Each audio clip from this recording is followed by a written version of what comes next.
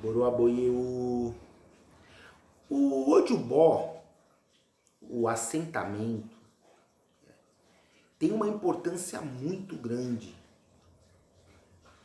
que muitas vezes as pessoas não observam isso.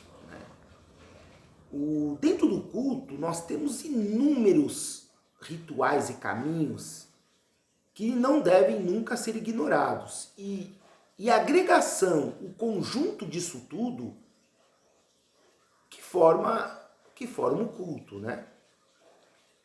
Culto Ifá, culto Orixá. E o Ojubó é um modo operandi desse todo, desse conjunto de fatores, né? E ele é de extrema importância porque ele funciona como um para-raio na sua vida. Ele é um santuário, é um para-raio.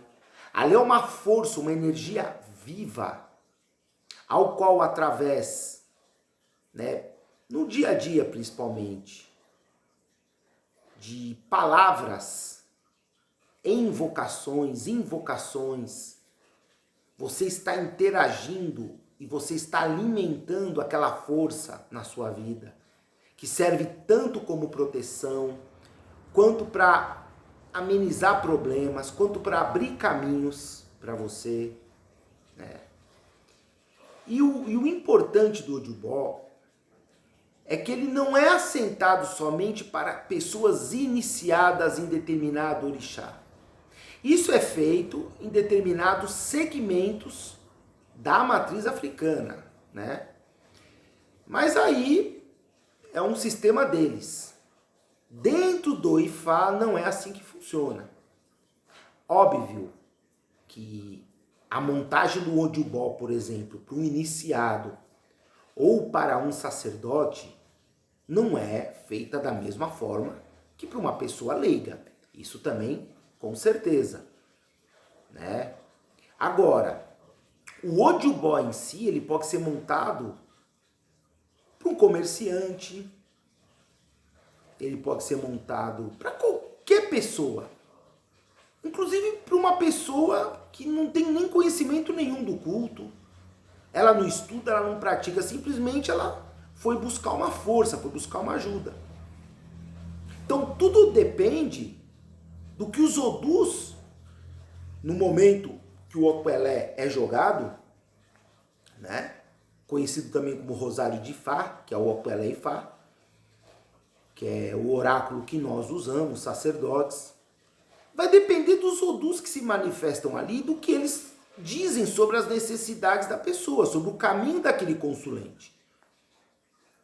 O Opelé, ele não vai diferenciar você, se você é sacerdote iniciado, se você tem um Ibura, que é um juramento, se você tem um Imulé, que é uma pactuação, se você é Idosho, Adosho, que é o iniciado, ele não vai diferenciar, tá? Assim também como eu posso garantir que o Erim de Logum, jogo de búzios, não diferencia. Isso foi uma cultura criada aqui no Brasil, tá? Que o jogo de búzios, ele pode ver uma pessoa que tenha, por exemplo, obrigação de 7 anos tomado.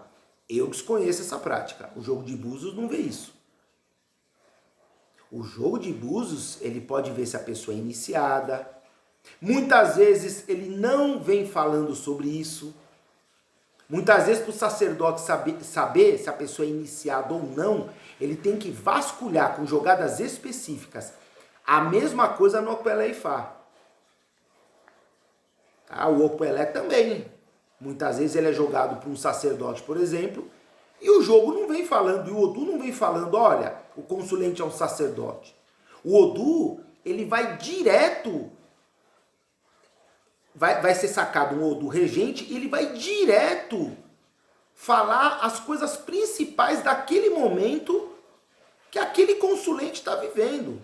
Então, se aquele consulente, por exemplo, está vivendo uma situação no casamento dele, o Odu já pode estar abrindo ali por exemplo, olha, o jogo tá Ire ou tá Ibi, né? Na questão sentimental. Então está de fé ou está Ire e Fera. que é positivo na parte sentimental, ou o contrário. E Ifá já vai falando, inclusive, de rituais sobre aquela questão, e o Odu Ipolé, que é o Odu que abre o jogo no Pelé, ele fala sobre isso. E ponto, porque é a necessidade principal da pessoa naquele momento. Agora, claro, o sacerdote for dando outras quedas, puxando outros Odus, né, vendo a questão do orixá ori da pessoa, sim, ele vai descobrindo, tá? Agora, nós temos que ver isso. E o Ojubó, ele entra nisso como? Uma pessoa que veio jogar, ela pode ter uma mediunidade muito forte. Ela pode estar com campos energéticos do corpo dela completamente abertos e vulneráveis a qualquer energia. E todos nós sabemos que o que prevalece não são energias positivas. A grande maioria das energias, elas são negativas.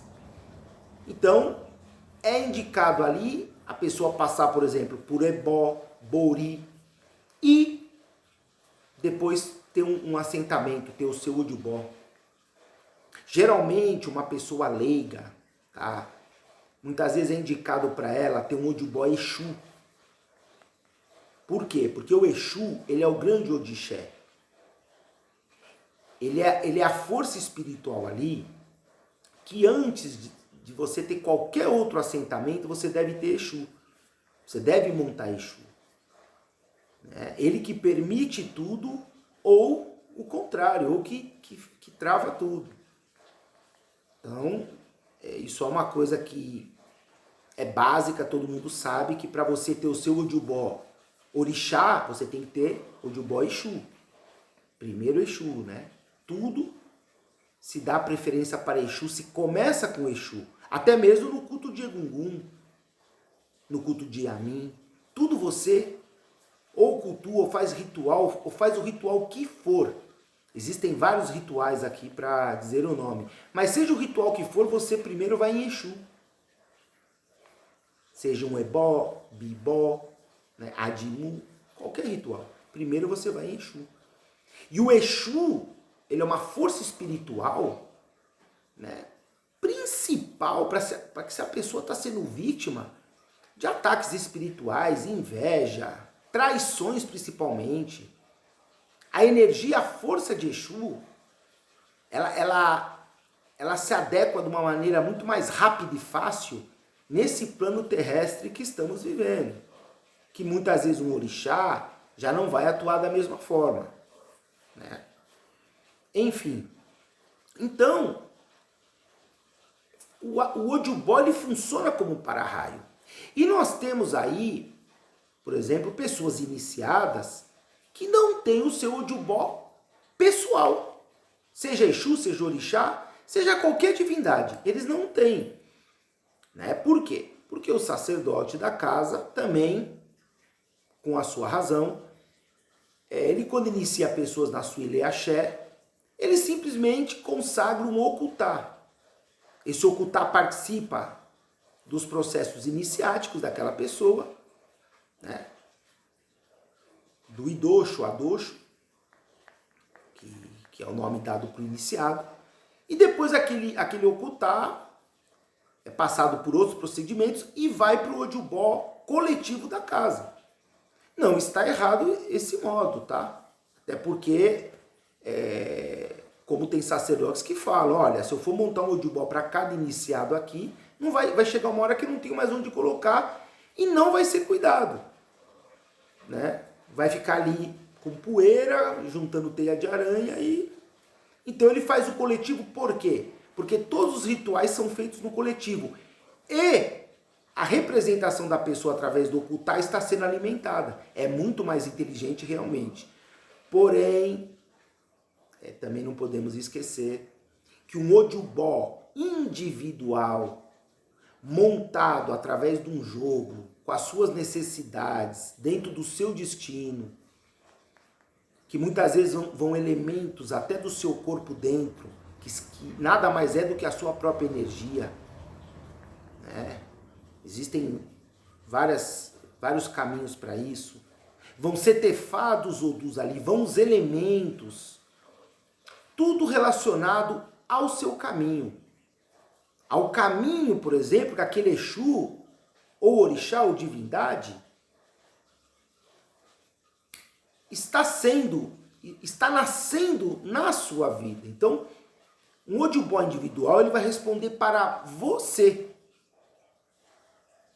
Ele reconhece você e, claro, o seu sacerdote. Mas não é um Odubó para se trabalhar e ser cultuado por qualquer pessoa, como é o coletivo.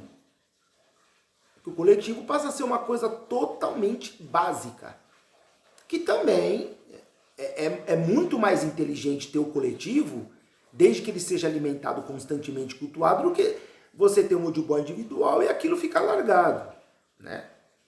Então, essa é a grande importância do Odubó, principalmente funcionar como um escudo, um para-raio para você. E tem muitas pessoas que não têm conhecimento nenhum do culto, mas é muito importante elas terem, por exemplo, o Odubó Exu delas. Ou também, Ifá muitas vezes indica que deve-se assentar um mestre para a pessoa, né? Uma entidade, não é já um orixá. Muitas vezes essa pessoa ela herdou uma ancestralidade de um mestre, que muitas vezes é cultuado na Umbanda, na Quimbanda, na Jurema. Não é um Exu. Óbvio que Ifá não vai dizer o nome do mestre. Eu não conheço nenhum verso de Ifá que cite o nome de alguma entidade. Porém, existem versos que falam sobre os ancestrais da terra, da onde a pessoa mora, do país dela. Ou forças espirituais, manifestações de outras culturas que vieram de herança. Existem odus que falam disso. Então aí o sacerdote vasculha e ele busca saber qual é esse tipo de mestre, né? Porque esses espíritos, por exemplo, Tranca-Ruas, Rainha, José Pilintra, eu não cultuo como Exu. Eles não são Exus, né? Claro que já tem uma cultura em cima disso, com esse nome. Eles são mestres. O tratamento que nós temos com eles, porque eu também tenho esse culto separado aqui, um espaço que eu só cultuo essas energias, não é um tratamento relacionado ao culto iorubá africano. Isso é uma coisa brasileira, com tratamentos diferenciados, modo de assentar diferenciados. Mas muitas vezes é essa energia que a pessoa tem que ter como para-raio, que vai trabalhar da mesma maneira que qualquer Odubó também. E existem entidades que você não assenta, que você só arruma, que daí já é um outro assunto, né? Então, a pessoa tem um Odubó, desde que o jogo determine para ela, é muito bom. E claro, o iniciado é fundamental, né? Ele tem os seus Odubós, por exemplo, e os seus Odubós, eles devem ficar na posse da pessoa. Né? Devem ficar com a pessoa. Porque ali é uma força viva. Um Odubó, ele é montado através da agregação de vários elementos, com diversas rezas, tá? Que eu não preciso especificar que rezas que são, com os odus, com pós, né? Ejé, é uma agregação de diversos elementos, ao qual uma força espiritual ali, um poder espiritual ali, ele é despertado. Que as pessoas dizem, olha, nasceu. Não, na verdade não nasceu. Na verdade você plugou. Você conseguiu plugar através daquele santuário. E tudo que você disser ali, cultuar ali, aquilo vai te responder na intensidade dele. Então você tem na sua posse uma força espiritual. Que isso requer uma doutrina. Não é uma coisa difícil, também não é fácil, mas depende muito da necessidade de cada um. Para a pessoa ter um Odubó, não é necessário a pessoa todo dia ir lá rezar. Ela pode fazer isso 2 vezes por semana. Eu prefiro, assim que eu acordo, eu ir lá e as minhas primeiras palavras do dia serem nos meus ujubós, para o sagrado, para depois começar o dia. Eu me sinto bem assim. Mas isso também não é necessário, né? Então, falando um pouco aí sobre essa questão de assentamentos, de ojubós, né? Axel,